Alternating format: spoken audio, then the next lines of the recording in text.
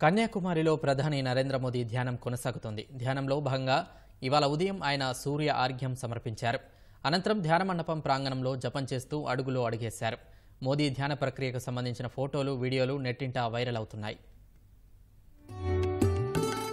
131 ఏళ్ల క్రితం స్వామి వివేకానంద ధ్యానం చేసిన ప్రదేశంలోనే ప్రధాని మోదీ 45 గంటల సుదీర్ఘ ధ్యాన ప్రక్రియ చేపట్టారు. గురువారం రాత్రి మొదలైన ఈ ధ్యానం రేపు సాయంత్రం వరకు కొనసాగనుంది. ఈ సమయంలో ప్రధాని మౌనంగా ఉంటారు. ప్రధాని మోదీ కాషాయ దుస్తులు ధరించి ధ్యానం చేస్తున్న దృశ్యాలను భారతీయ జనతా పార్టీ ఎక్స్ ద్వారా ప్రజలతో పంచుకుంది. ధ్యాన ప్రక్రియలో భాగంగా ఇవాళ సూర్యోదయాన భాస్కరుడికి నీటితో అర్ఘ్యం సమర్పించారు. అనంతరం ముకుళిత హస్తాలతో సూర్య నమస్కారం చేశారు. వివేకానంద స్మారక ప్రాంగణంలో ప్రధాని మోదీ కలియదిరిగారు. చేతిలో జపమాల పట్టుకుని జపం చేసుకుంటూ అడుగులు వేశారు. ఆ ఫోటోలు విశేషంగా ఆకర్షిస్తున్నాయి. ప్రధాని మోదీ ఆ తర్వాత మళ్లీ ధ్యాన మండపంలో కూర్చొని ధ్యానంలో నిమగ్నమయ్యారు. మెడిటేషన్ సమయంలో ప్రధాని మోదీ కేవలం ద్రవాహారం మాత్రమే తీసుకుంటారు. గురువారం రాత్రి నుంచి ప్రారంభించిన ధ్యానం జూన్ 1వ తేదీ సాయంత్రం ముగుస్తుంది. అప్పటి వరకు కొబ్బరి నీళ్లు, ద్రాక్షరసం మాత్రమే తీసుకుంటారు.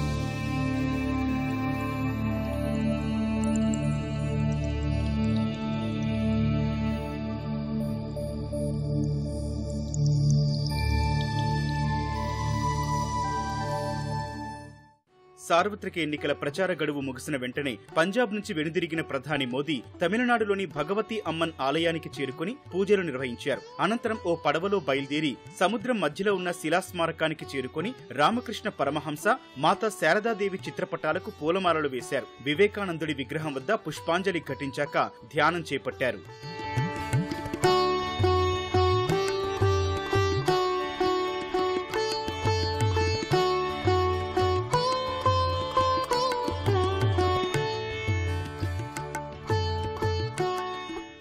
ప్రధాని మోదీ లోక్సభ ఎన్నికలు ముగిసిన తర్వాత ఆధ్యాత్మిక పర్యటనలకు శ్రీకారం చుట్టడం 2014 నుంచి మొదలైంది. ఎన్నికల ప్రచారంలో భాగంగా 2 నెలలు ఊపిరి సలపని షెడ్యూల్తో అలసిపోయిన ఆయన ధ్యానం చేయటం ద్వారా ఉపశమనం పొందుతుంటారు. 2014 ఎన్నికల అనంతరం తొలిసారి శివాజీకి చెందిన ప్రతాప్గఢ్ కోటలో గడిపారు. 2019 ఎన్నికల తర్వాత కేదార్నాథ్ ఆలయ గుహల్లో ధ్యానం చేశారు. ఇప్పుడు కన్యాకుమారిలోని స్వామి వివేకానంద శిలాస్మారకం వద్ద ధ్యానం చేపట్టారు.